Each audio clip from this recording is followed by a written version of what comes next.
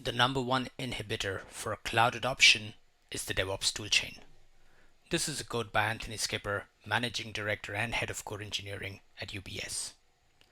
Cloud Seed is a GitLab-backed open source project that bolsters cloud adoption and app modernization.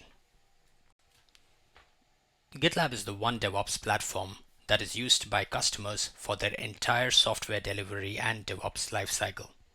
This is true for small customers, startups, individuals, mid-tier companies, or even large federal or enterprise customers. What is also true across different market segments is that our customers love using cloud services. And the perfect interoperability between DevOps and cloud allows for faster and effective transformation. What the Cloud Seed project has shipped so far and has been demoed several times in the past is the following. We've made authentication into Google Cloud ridiculously simple. We've made the configuration really simple, along with deployments which support preview environments. And the whole thing has been automated using the power of the GitLab CI/CD platform. It's built in a way that it's simple for everyone.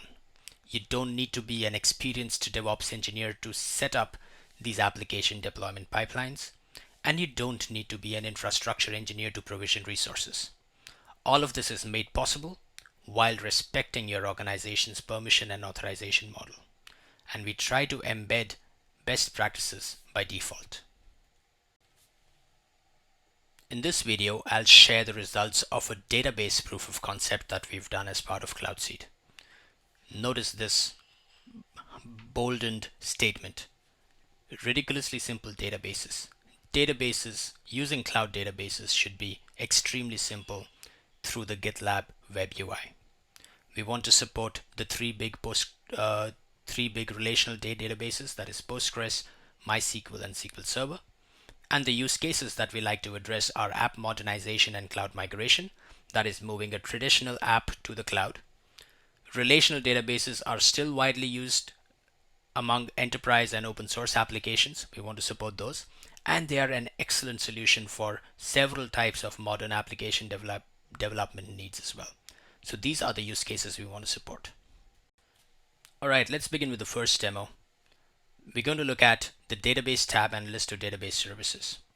If you remember, we had introduced a Google Cloud page under the project side menu, which had the configuration tab for service accounts, where you can create service accounts and you could configure your deployment regions as well. Then we had a tab for deployments, wherein Cloud Run is enabled and you can set up a pipeline for Cloud Run with just press of a button. Now we've introduced a new databases tab and you can see the list of database services available.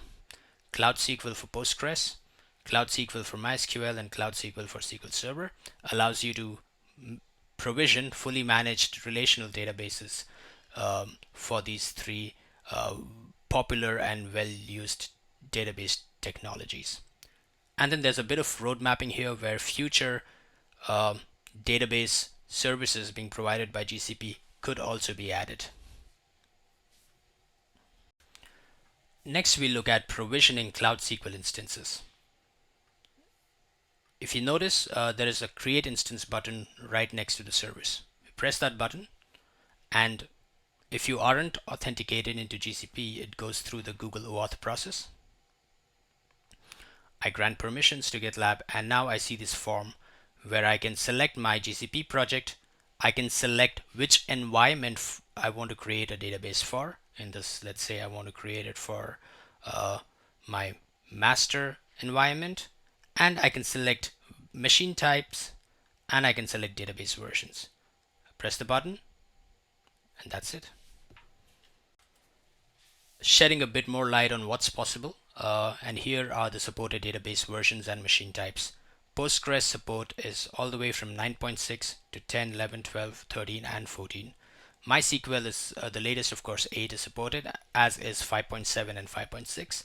And SQL Server 2017 and 2019 are supported across their various variants. So Standard, Enterprise, Express, and Web. Here's a list of machine types that are offered as well. Based on your needs, you can select the machine, the number of CPUs, and the storage or the memory available. You can select these options. The create instance form, when successful, you'll see a message of this kind. It says Cloud SQL instance creation request successful, and it says that the expected resolution time is a few minutes.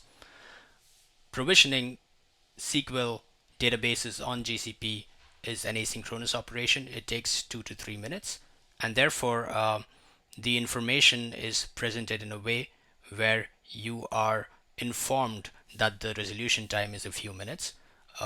In this case, what happens is you will not see the result of your action until the operation in the backend is complete.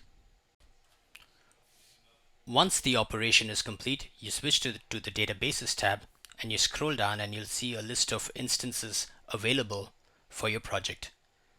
These instance details, connection details, are stored as CI vars. This is an approach similar to what we do with Auto DevOps and what we do for the Cloud Run deployments as well. And you can see the various credentials are stored as part of your CI pipeline environment variables. What you saw so far is a proof of concept. It will start to ship over the next weeks and months as I break down this proof of concept branch into smaller MRs that get merged into the main code base. Mind you, this needs to be hardened and needs to go through the security reviews. The list of CI vars that are shared, I think there are too many of them. We need to strip down the number of CI vars available to the bare minimum that an application needs to connect to a database. Pipeline templates also need to be updated so that the provision database can be used by the applications without any config being required by the end user.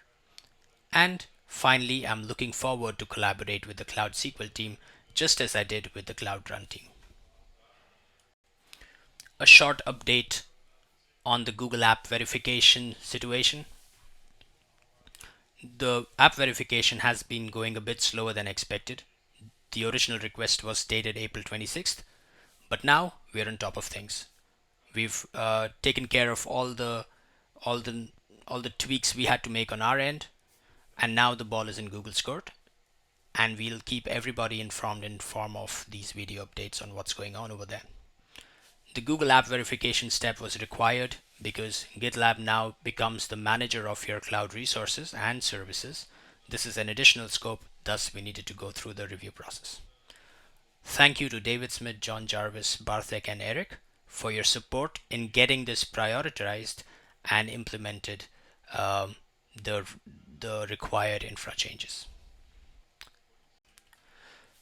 That's all for now. Really excited on the proof of concept. It seems like a pretty easy process to get an SQL database set up and having that being used in your application.